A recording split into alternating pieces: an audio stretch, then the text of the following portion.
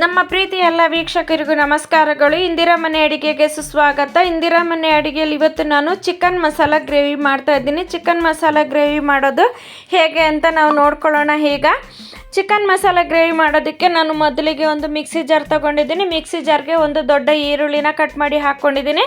Cut ಮಾಡಿ ಹಾಕ್ಕೊಂಡಿದ್ದಾದಮೇಲೆ ಅರ್ಧ ಇಂಚಿನ ಶುಂಠಿ ಹಾಕ್ಕೊಂಡಿದ್ದೀನಿ. ಅರ್ಧ ಇಂಚಿನ ಶುಂಠಿ ಹಾಕಿದ್ಮೇಲೆ ಒಂದು ಗಡ್ಡೆ ಬೆಳ್ಳುಳ್ಳಿನ ಬಿಡಿಸಿ ಹಾಕ್ಕೊಂಡಿದ್ದೆ. ಸ್ವಲ್ಪ ಬೆಳ್ಳುಳ್ಳಿ ಜಾಸ್ತಿ ಬೇಕಾಗುತ್ತೆ ಇದಕ್ಕೆ.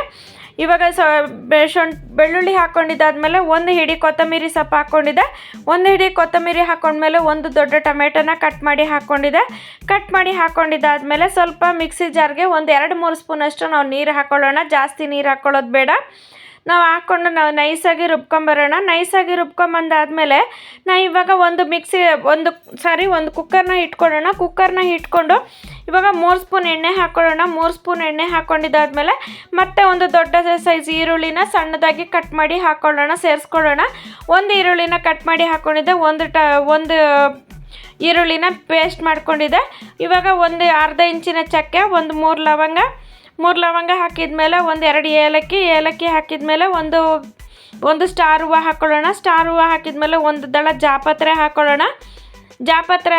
ಜಾಪತ್ರೆನ ಕೂಡ ಹಾಕ್ಕೊಂಬಿಡೋಣ. ಜಾಪತ್ರೆ ಹಾಕ್ಕೊಂಡಿದ್ದಾದಮೇಲೆ ಸ್ವಲ್ಪ ಕರಿಬೇವಿನ ಸೊಪ್ಪು ಹಾಕ್ಕೊಳ್ಳೋಣ. ಕರಿಬೇವಿನ ಸೊಪ್ಪು ಹಾಕ್ಕೊಂಡು ಸ್ವಲ್ಪ ಚೆನ್ನಾಗಿ ನಾವು ತಿರುಗಿಸ್ಕೋಬೇಕಾಗುತ್ತೆ. ಸ್ವಲ್ಪ ಚೆನ್ನಾಗಿ ತಿರುಗಿಸ್ಕೊಳ್ಳೋಣ.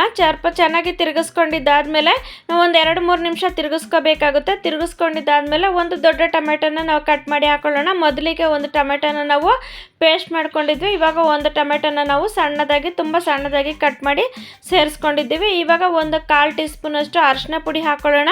1/4 ಟೀ ಸ್ಪೂನಷ್ಟು ಅರಿಶಿನ ಪುಡಿ ಹಾಕಿದ್ಮೇಲೆ ಒಂದು ಅರ್ಧ ಟೀ ಸ್ಪೂನಷ್ಟು ಗರಂ ಮಸಾಲ ಪುಡಿ ಹಾಕ್ಕೊಳ್ಳೋಣ.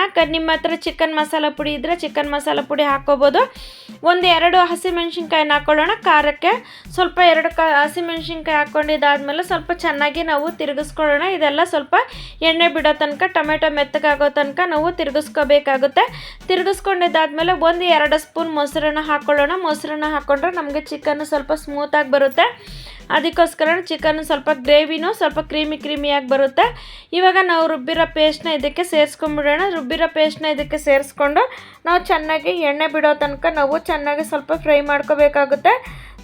ಚೆನ್ನಾಗಿ ತಿರುಗಿಸ್ಕೊಂಡು ನಾವು ಫ್ರೈ ಮಾಡ್ಕೋಬೇಕಾಗುತ್ತೆ. ಕೈ ಬಿಡದೆ ತಿರುಗಿಸ್ಕೋಬೇಕಾಗುತ್ತೆ. ಒಂದು 5-6 ನಿಮಿಷ ನಾವು ತಿರುಗಿಸ್ಕೋಬೇಕಾಗುತ್ತೆ. ತಿರುಗಿಸ್ಕೊಂಡಿದ್ದಾದಮೇಲೆ ಒಂದು ಅರ್ಧ ಟೀ ಸ್ಪೂನಷ್ಟು ಖಾರದ ಪುಡಿನ ಹಾಕ್ಕೊಳ್ಳೋಣ. ಖಾರದ ಪುಡಿನ ಹಾಕ್ಕೊಂಡು ಮತ್ತೆ ನಾವು ತಿರುಗಿಸ್ಕೊಳ್ಳೋಣ. ತಿರುಗಿಸ್ಕೊಂಡಿದ್ದಾದಮೇಲೆ ಒಂದು 2 ಸ್ಪೂನಷ್ಟು ಧನಿಯಾ ಪುಡಿ ಹಾಕ್ಕೊಳ್ಳೋಣ. ಧನಿಯಾ ಪುಡಿ ಸ್ವಲ್ಪ ಜಾಸ್ತಿ ಇದ್ದರೆ ಚೆನ್ನಾಗಿರುತ್ತೆ. ಅದಕ್ಕೋಸ್ಕರ ಹಾಕ್ಕೊಂಡಿದ್ದೀನಿ. ಹಾಕ್ಕೊಂಡಾದ್ಮೇಲೆ ನಾವು ಚೆನ್ನಾಗಿ ಸ್ವಲ್ಪ ತಿರುಗಿಸ್ಕೊಳ್ಳೋಣ. ತಿರುಗಿಸ್ಕೊಂಡಿದ್ದಾದಮೇಲೆ ಇವಾಗ ಅರ್ಧ kg ಚಿಕನ್ನ ನಾನು ಚೆನ್ನಾಗಿ ತೊಳೆದು ಸೇರಿಸ್ಕೊಂಡಿದ್ದೀನಿ. ಚಿಕನ್ನ ಚೆನ್ನಾಗಿ ತೊಳೆದು ಸೇರಿಸ್ಕೊಂಡಿದ್ದಾದಮೇಲೆ ನಾವು ಇವಾಗ ಸ್ವಲ್ಪ ತಿರುಗಿಸ್ಕೊಳ್ಳೋಣ.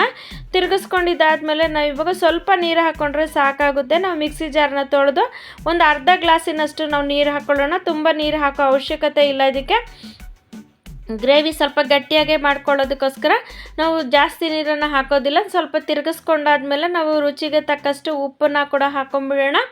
ಉಪ್ಪನ್ನ ಹಾಕ್ಕೊಂಡು ನಾವು ಇವಾಗ ಸ್ವಲ್ಪ ಚೆನ್ನಾಗಿ ತಿರುಗಿಸ್ಕೊಳ್ಳೋಣ. ಇವಾಗ ಸ್ವಲ್ಪ ಚೆನ್ನಾಗಿ ತಿರುಗಿಸ್ಕೊಳ್ಳೋಣ.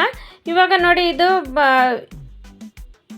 ಗ್ರೇವಿ ಬಂದ್ಬಿಟ್ಟು ಮುದ್ದೆಗೆ, ಚಪಾತಿಗೆ, ಮತ್ತು ಅನ್ನಕ್ಕೆ, ಮತ್ತು ಅಕ್ಕಿ ರೊಟ್ಟಿಗೆ, ಮತ್ತು ಪೂರಿಗೆ ತುಂಬ ಚೆನ್ನಾಗಿರುತ್ತೆ. ಇವಾಗ ಕುಕ್ಕರ್ ಲಿಡ್ನ ಮುಚ್ಚಿ ಒಂದು 2 ವಿಷಲ್ ಬರ್ಸ್ಕೊಳ್ಳೋಣ. ಕುಕ್ಕರ್ನಲ್ಲಿ 2 ವಿಷಲ್ ಬರ್ಸ್ಕೊಳ್ಳೋಣ. ಪಾತ್ರೆಯಲ್ಲೇ ಮಾಡಿದ್ರೆ ಒಂದು 20 ನಿಮಿಷ ನಾವು ಮೀಡಿಯಮ್ ಫ್ಲೇಮಲ್ಲಿ ಇಟ್ಟು ಬೇಯಿಸ್ಕೊಂಡ್ರೆ ಆಗುತ್ತೆ. ಇವಾಗ ನೋಡಿ, ಕುಕ್ಕರ್ 2 ವಿಷಲ್ ಬಂದಾಗಿದೆ. ಓಪನ್ ಮಾಡ್ತಿದ್ದೆ. ನೋಡಿ ಗ್ರೇವಿ ಯಾವ ಥರ ಬಂದಿದೆ ಅಂತ ನೋಡಿ. ಎಷ್ಟು ಚೆನ್ನಾಗಿ ಎಣ್ಣೆ ಎಲ್ಲ ಬಿಟ್ಕೊಂಡು ಚೆನ್ನಾಗಿ ಗ್ರೇವಿ ರೆಡಿಯಾಗಿದೆ. ನೋಡಿ, ನೀವು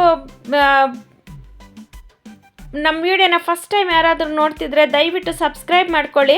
ಸಬ್ಸ್ಕ್ರೈಬ್ ಮಾಡೋದನ್ನು ಮರಿಬೇಡಿ. ನಿಮ್ಮ ವಿಡಿಯೋ ತುಂಬ ಇಷ್ಟ ಆಗಿದರೆ ನಮಗೆ ಒಂದು ಕಮೆಂಟ್ ಮಾಡೋದನ್ನು ಮರಿಬೇಡಿ. ದಯವಿಟ್ಟು ಕಮೆಂಟ್ ಮಾಡಿ. ನೀವು ಮನೇಲಿ ಮಾಡಿ ನೋಡಿ ಹೇಗೆ ಅನ್ನಿಸ್ತು ಅಂತ ನಮಗೆ ದಯವಿಟ್ಟು ತಿಳಿಸಿ. ಮಾಡಿ ನೋಡಿ ನಮಗೆ ಚೆನ್ನಾಗಿ ಬಂತು ಅಂದರೆ ನಮಗೆ ಕಮೆಂಟ್ ಮಾಡಿ ತಿಳಿಸಿ. ನಮ್ಮ ವಿಡಿಯೋನ ಫಸ್ಟ್ ಟೈಮ್ ಯಾರಾದರೂ ನೋಡ್ತಿದ್ರೆ ದಯವಿಟ್ಟು ಸಬ್ಸ್ಕ್ರೈಬ್ ಮಾಡಿ. ಮತ್ತೆ ಹೇಳ್ತಿದ್ದೀವಿ, ನಮಗೆ ಲೈಕ್ ಮಾಡೋದನ್ನು ಮರಿಬೇಡಿ, ಕಮೆಂಟ್ ಮಾಡೋದನ್ನು ಮರಿಬೇಡಿ. ನಮ್ಮ ವಿಡಿಯೋನ ಸ್ಕಿಪ್ ಮಾಡದೆ ನೋಡಿದ್ದಕ್ಕಾಗಿ ಧನ್ಯವಾದಗಳು ವೀಕ್ಷಕರೇ. ನಮಸ್ಕಾರಗಳು.